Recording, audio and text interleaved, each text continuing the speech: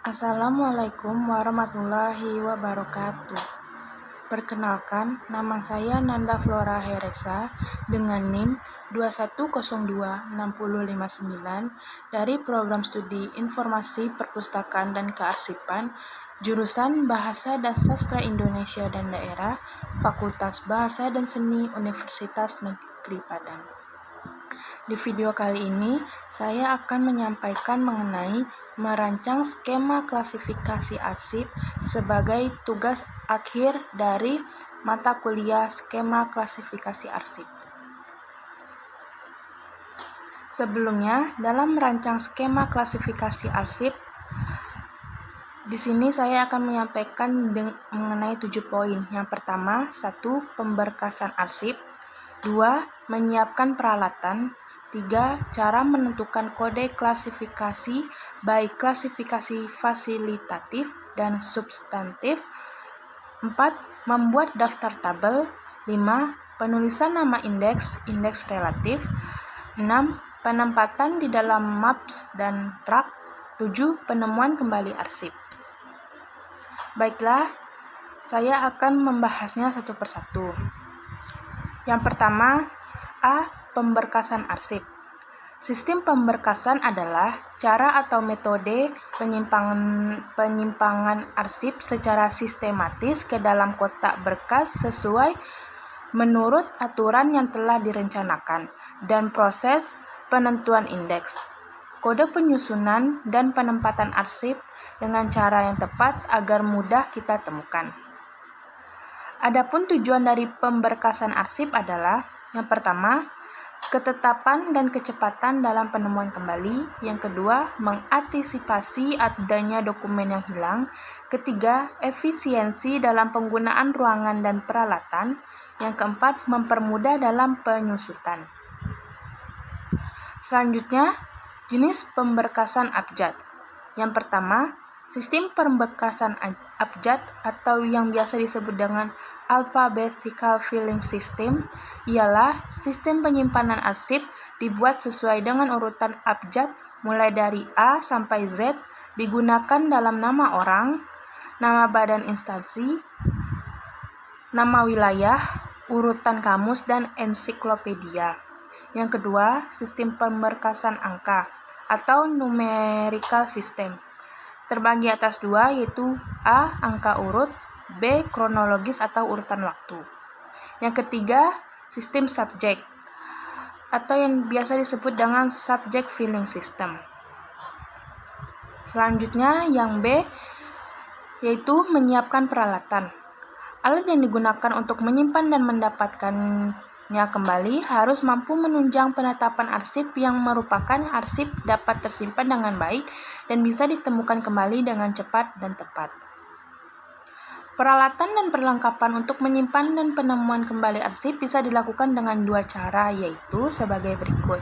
Yang pertama, secara manual berupa menggunakan map, filing cabinet, dan lain-lain. Yang kedua, secara elektronis, yaitu menggunakan komputer mikrofilm, dan lain-lain. Selanjutnya di sini ada contoh peralatan yang digunakan secara manual. Yang pertama, adanya filing cabinet. Filing cabinet adalah lemari arsip yang terdiri dari laci-laci besar untuk menyimpan arsip secara vertikal. Umumnya mempunyai 3 atau 4 laci.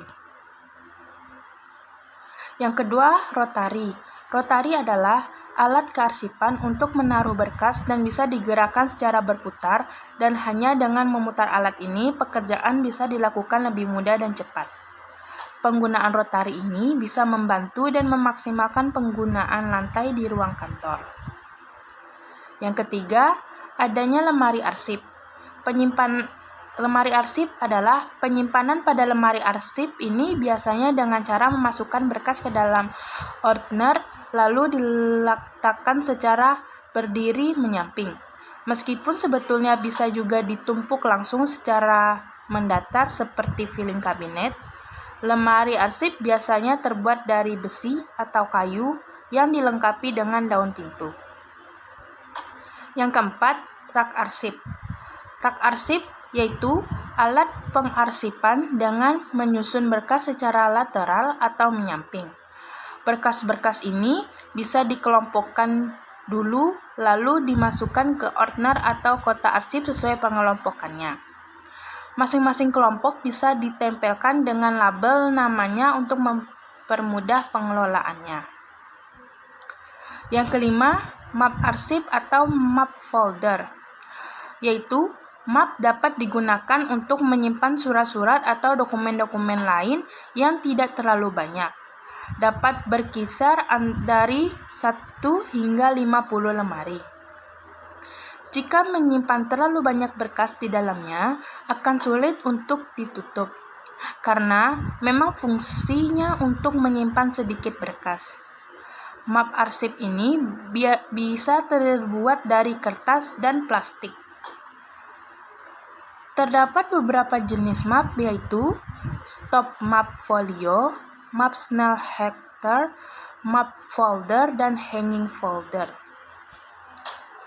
Kita ke poin C, yaitu mengenai menentukan kode klasifikasi. Guna kode arsip sebagai berikut. Yang pertama, untuk membedakan urusan atau masalah yang satu dengan urusan lain dalam berbagai jenjang klasifikasi arsip. Yang kedua, menentukan kode klasifikasi guna untuk memberkaskan arsip dan menentukan letak penyimpanan, serta penemuannya kembali. Ada 3 unsur-unsur pada kode pada arsip. Yang pertama, 1 huruf, 2 angka, 3 penggabungan huruf dan angka. Untuk menentukan kode pada arsip dapat dilakukan dengan melihat arsip terlebih dahulu. Setelah itu, baru lakukan pemberian kode sesuai klasifikasi arsip dengan menggabungkan antara angka dan huruf sesuai dengan uraian yang ada. Klasifikasi arsip dapat dibedakan menjadi 2 jenis, yaitu klasifikasi fasilitatif dan klasifikasi substantif. Klasifikasi fasilitatif yang mencerminkan tugas-tugas penunjang organisasi, contohnya yang pertama, kepegawaian, yang kedua, keuangan. Klasifikasi substantif merupakan klasifikasi yang mencerminkan tugas operasional atau dari organisasi. Tugas pokok di setiap organisasi pasti ada perbedaan dan fungsinya tidak sama seperti yang pertama, pada Departemen Agama, tugas pokoknya mengurusi masalah haji, perkawinan, dan sejenisnya. Sedangkan yang kedua, pada Departemen Sosial mengurusi masalah-masalah sosial seperti bantuan sosial, rehabilitasi sosial, dan sejenisnya. Adapun cara untuk menentukan kode arsip ada 3 kelompok, yaitu 1. Kelompok primer atau pokok masalah. Yang kedua, kelompok sekunder atau sub masalah. Yang ketiga, kelompok tersier atau sub-sub masalah. Selanjutnya, pada poin D, yaitu penulisan nama indeks. Yang pertama yaitu pengertian indeks. Dalam istilah umum, indeks adalah alat bantu untuk menentukan suatu tempat. Dalam segi Yang kedua, dalam segi kearsipan petunjuk, tanda pengenal atau caption untuk memudahkan menentukan tempat penyimpanan dan penemuan kembali arsip. Adapun kegunaan indeks yang pertama adalah guna mengelompokkan arsip agar tidak tercampur dengan arsip yang lain dan disimpan dengan kode dan kegiatannya sama ke dalam satu berkas. Yang kedua, sebagai sarana penemuan kembali arsip. Adapun syarat-syarat mengindeks. Yang pertama, singkat, jelas, dan mudah diingat. Yang kedua, berorientasi kepada kebutuhan pemakai. Yang ketiga, merupakan kata yang mudah dimengerti. Yang keempat, diambil atau ditentukan dari sisi surat. Selanjutnya ada peraturan dalam mengindeks. Beberapa untuk menyimpan dan menentukan kembali arsip berdasarkan abjad, yaitu yang pertama, indeks nama orang. Nama orang ini yaitu nama biasa, keluarga, marga, dan baptis. Yang kedua, indeks nama badan, pemerintah atau swasta. Yang ketiga, indeks nama organisasi atau sejenisnya. Yang keempat, indeks nama wilayah. Ke poin E yaitu indeks relatif. Indeks relatif adalah daftar subjek atau masalah, skema klasifikasi, termasuk sinonim yang disusun berdasarkan urutan abjad, yaitu daftar heading, subjek, beserta rincian subjek dan kodenya. Indeks relatif disusun berdasarkan atas urusan abjad. Ada beberapa cara untuk menyusun indeks relatif, yaitu yang pertama, aturan kamus, yang disusun menurut urutan abjad sebagaimana susunan kata-kata di kamus. Yang kedua, susunan berdasarkan pengelompokan pokok masalahnya. Berdasarkan sistem kamus, indeks relatif dapat juga disusun atas dasar kelompok-kelompok pokok masalah yang ada dalam skema klasifikasi.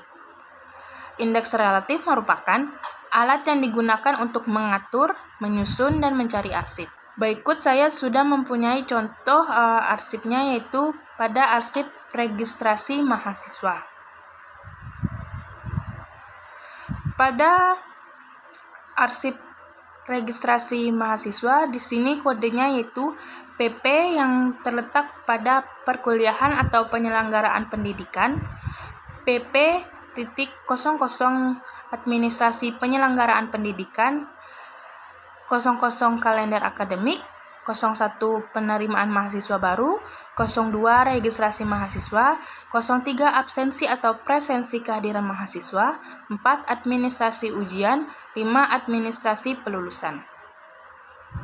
PP 01 kemahasiswaan, PP.02 prasarana dan sarana akademik, PP.03 ijazah dan transkrip, PP.04 penelitian dan pengabdian masyarakat, PP.05 alumni, PP.06 tenaga pengajar, PP.07 forum senat, PP.08 wali amanah, PP.09 program studi.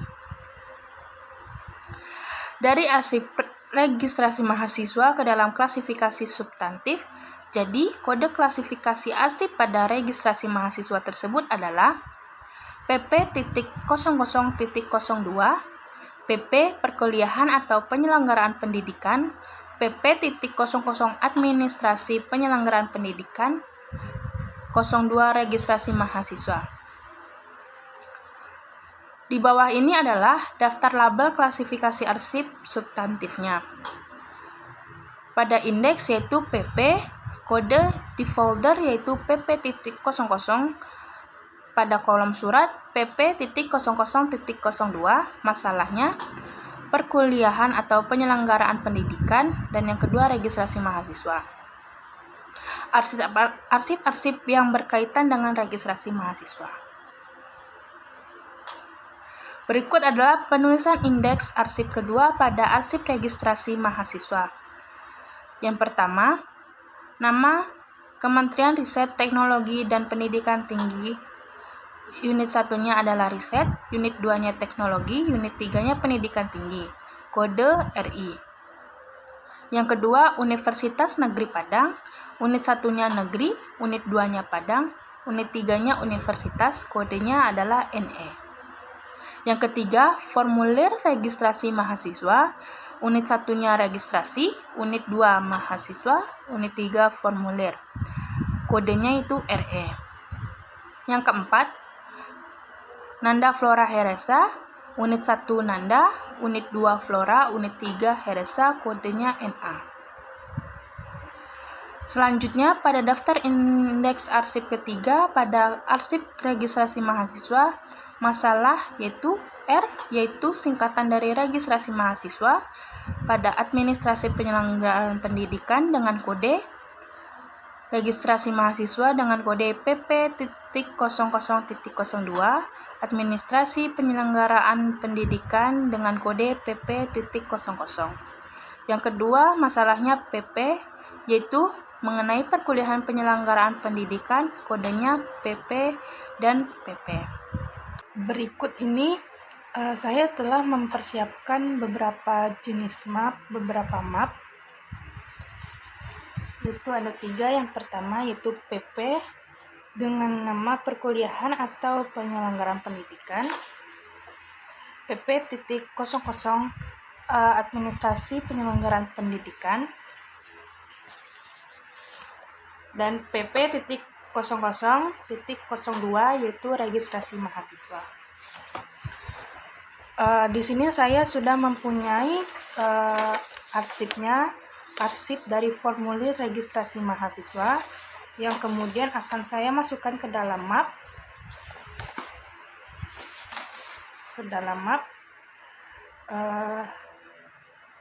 Map tersebut yang memiliki kode PP.00.02.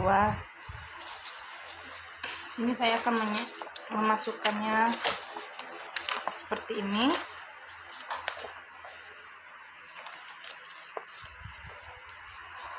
Lalu setelah dimasukkan ke dalam map, maka bisa diletakkan di dalam rak. Selanjutnya, pada poin G yaitu penemuan kembali arsip. Penemuan kembali arsip dengan sistem penataan atau penyimpanannya yang dipergunakan, serta tergantung dari perilaku arsip. Apabila penemuan kembali arsip sering mendapat kesulitan atau kegagalan, maka perlu diadakan penelitian agar dapat segera diketahui penyebab terjadinya. Penemuan kembali arsip ada 3, yaitu sebagai berikut. Yang pertama, menyusun, menyimpan, dan memelihara arsip berdasarkan sistem yang berlaku. Yang kedua, menciptakan suatu sistem penataan arsip yang baik, seperti ketetapan, menyimpan, memenuhi persyaratan ekonomis, menjamin keamanan. Penempatan arsip, sistem yang digunakan harus fleksibel, petugas arsip. Yang ketiga, mencatat dan menyimpan semua peristiwa penting yang terjadi lengkap dengan tanggal kejadiannya agar dapat dijadikan alat bantu untuk menemukan atau mempertimbangkan kembali bila sewaktu-waktu diperlukan. Sekian yang dapat saya presentasikan. Apabila ada salah dalam penulisan atau penyampaian, mohon dimaafkan. Akhir kata, Assalamualaikum warahmatullahi wabarakatuh.